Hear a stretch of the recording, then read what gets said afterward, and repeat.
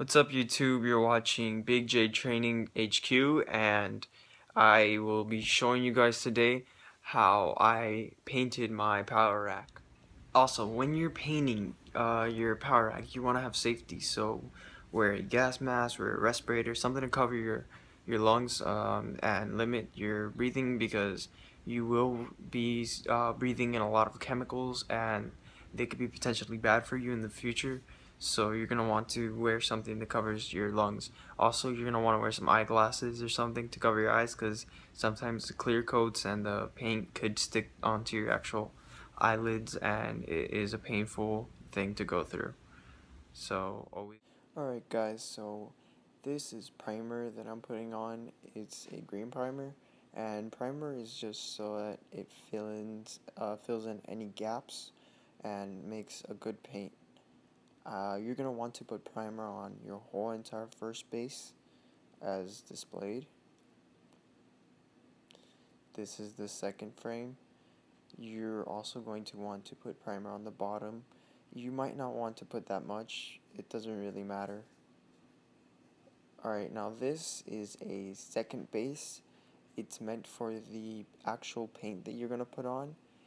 It's just so that the paint will stick on better and won't flake off in the future. As you can see, this is how it's going to look. A little close up. It's a little darker shade of gray. You're also going to want to paint the whole entire rack with this so that any paint that you put on doesn't fall off. Now you can actually put your paint. I put a metallic red.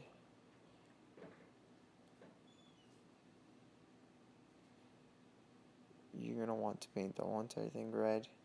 Always be careful with the floor. You don't want to leave any marks or anything like that.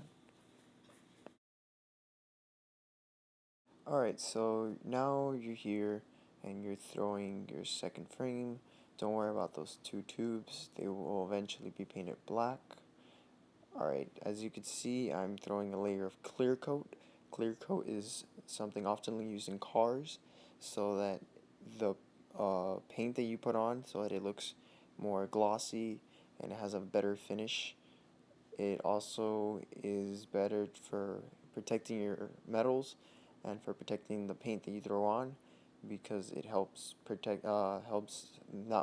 let it flake off, and it doesn't fall off as easily as if it were bare.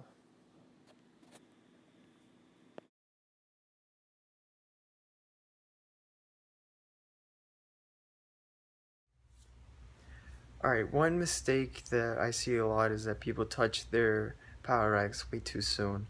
You're going to want to wait at least 30 minutes after you put a primer or a base coat. You're going to want to wait 30 minutes before you actually paint it again, or before you even touch it.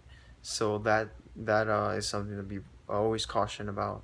And after you put your final color, your final metallic red in this case, and after you put your primer and your clear coat, you're gonna want to wait 2 days after, so then you could finally start putting on your JPEGs and all that stuff.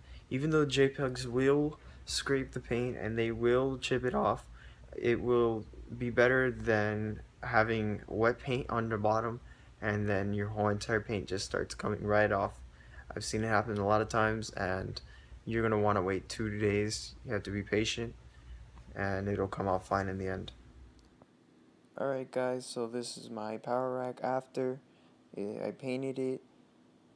As you can see, that's my little home gym for now, and this is a top view of the power rack. It came out fairly nice. Alright guys, so that was my power rack painting video. That's how I painted it. If you want to see anything else, just comment below, and I'll be happy to help you guys out with any questions you have about how I painted it. As always, like, share, and subscribe, and I'll see you guys next time.